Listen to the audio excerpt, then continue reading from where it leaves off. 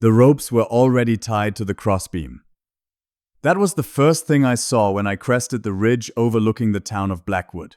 3 women stood on a wagon bed, their hands bound behind their backs with rough hemp. The whole town had gathered in the dust to watch them swing.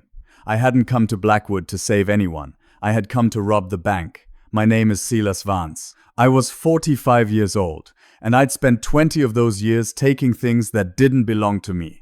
In my saddlebags, I carried $300 in stolen gold coin, enough to get me across the border into Mexico and disappear for good.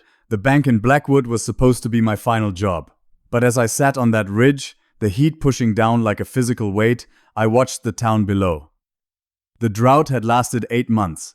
Crops were dead, cattle were nothing but skin and bone, and scared people always need someone to blame.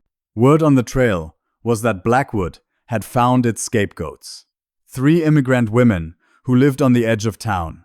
They kept strange gardens, brewed teas from roots, and spoke a language the locals didn't understand. Witches, the townsfolk called them. I sat there for perhaps 30 seconds. I knew men who would have pulled down their hats and ridden away. I breathed in the dry air, made a choice I couldn't unmake, and rode down the hill. Riding into an angry mob is a good way to get yourself killed. So I kept my hands on the reins where everyone could see them. I didn't touch the colt on my hip. The sheriff was a heavy-set man, with sweat staining the collar of his shirt.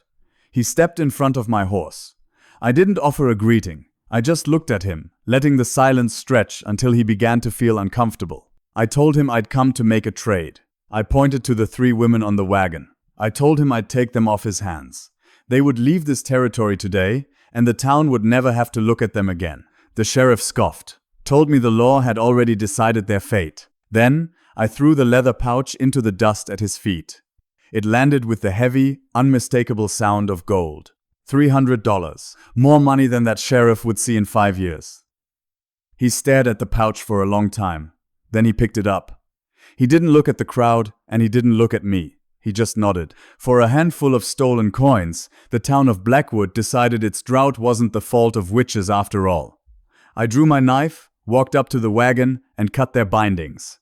They didn't cry, they didn't thank me. They just rubbed their raw wrists and looked at me with the cautious eyes of wolves trapped in a snare. I gave up my horse, so the oldest of the 3 could ride. The rest of us walked.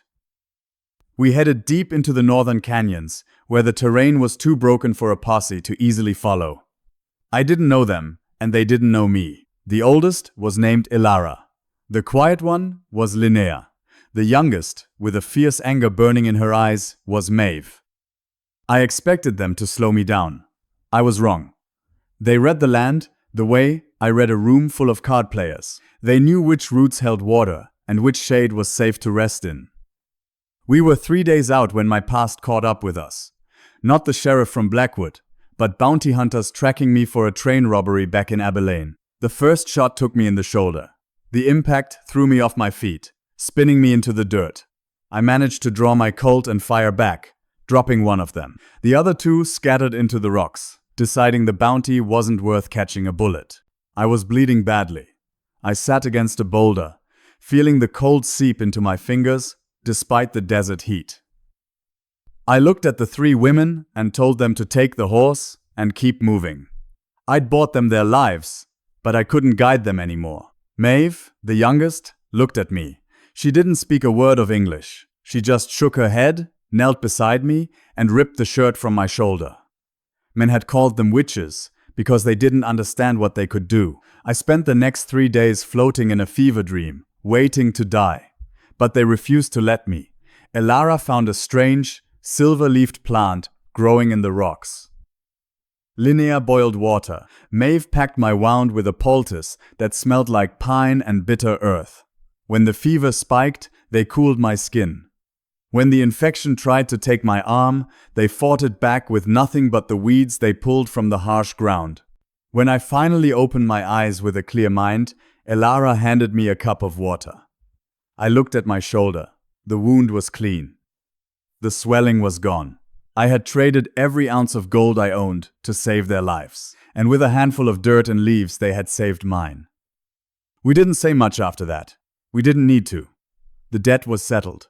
And what lay between us now was something much rarer in this territory: trust. It took us 2 more weeks of climbing, but we finally found it. A hidden valley, high in the mountains, fed by a snowmelt spring. A place where the law of men, like the sheriff in Blackwood, couldn't reach us. We built a cabin before the first snowfall. I felt the timber, but it was their hands that mapped out the structure, their knowledge that kept us fed through the winter. That was 10 years ago. I never robbed another bank. I never crossed into Mexico. Instead, word slowly spread across the territory. People stopped talking about the witches of Blackwood. They started talking about the healers in the High Valley. When the doctors in the towns gave up on a sickness, people made the long trek up our mountain. They arrive broken and desperate, and I am the first man they see. The old outlaw, standing guard at the gate. But they don't come for me. They come for Elara, Linnea, and Maeve. Sometimes, I sit on the porch and think about that ridge overlooking Blackwood. I think about the gold I threw in the dust. It was everything I had.